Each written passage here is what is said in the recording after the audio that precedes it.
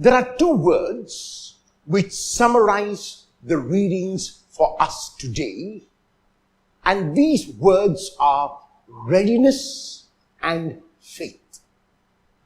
In the gospel text of today, Jesus exhorts his disciples to be ready at every single moment. The reason for this readiness is because no one knows the day or the hour when the Lord will come. And when the Lord does come, no matter at what day or at what hour, the Lord must find that we are at our job doing what we have to do. The Jesuit saint John Berchmans had as the motto of his life 3 Latin words, Arge quod argus. Arge quod argus means in English, do what you are doing. If now you are listening to this homily, listen to this homily and don't get distracted by anything else. If you are working, focus on your work and do not get distracted by anything else. If you are praying, focus on prayer. If you are traveling, focus on traveling. If you are eating, focus on your eating and don't get distracted. If a person does what he or she is meant to do at every moment, then the person is ready at all times. The person is ready every time because you are doing exactly what is expected of you. Most of the time, we are doing something we are not meant to do, or we are doing something different from what we have to do. At other times, our minds are in one place and our body is in another place. At those times, we start yawning because our body is not able to breathe properly.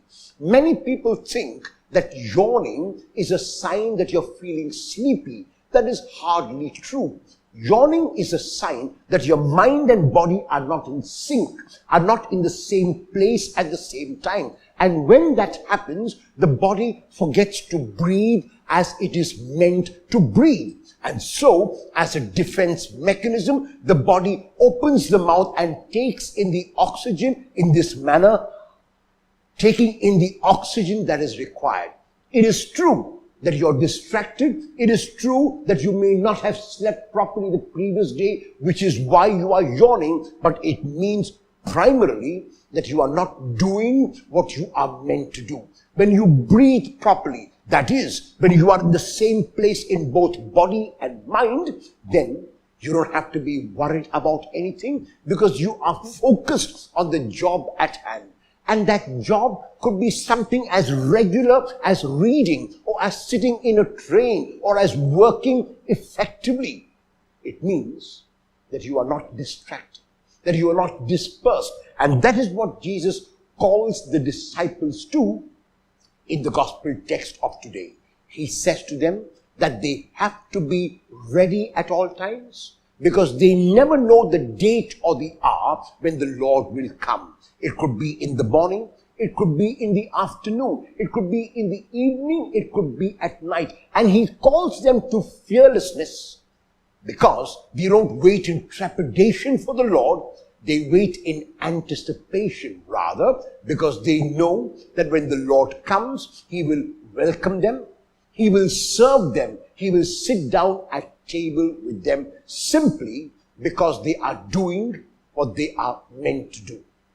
In the letter to the Hebrews, which is our second reading of today, we are given a glimpse of what it means to do what we are meant to do when the letter tells us that like Abraham and like Sarah, we are called to have faith. Abraham could not see the future. Abraham could only hear the promises of God and believe in the promises of God. To someone who was landless and childless, to someone who was advanced in years and had no scope of any possessions, the Lord promises land and progeny as numerous as the stars in the sky, as numerous as the grains of sand in the seashore, and land further than his eye could see.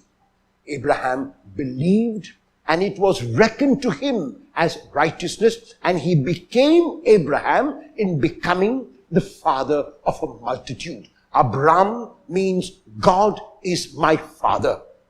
Abram was simply told to do what he had to do, to continue his perseverance and to do his job and leave the rest to God.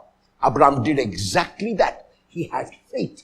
And because he was in the present moment, because he did not obsess about the future, but placed his trust, his confidence, and his faith in the Lord, he was blessed along with his wife Sarah. And so today, we are called by the Lord to be in the present moment, to be in sync in body, in mind, and in heart. Not to be dispersed, not to be distracted, not to be divided, but to be at one and to continue to do what we have to do and have faith in the Lord like Abraham did. Then we too will be blessed abundantly by the Lord. We too will be ready whenever the Lord comes.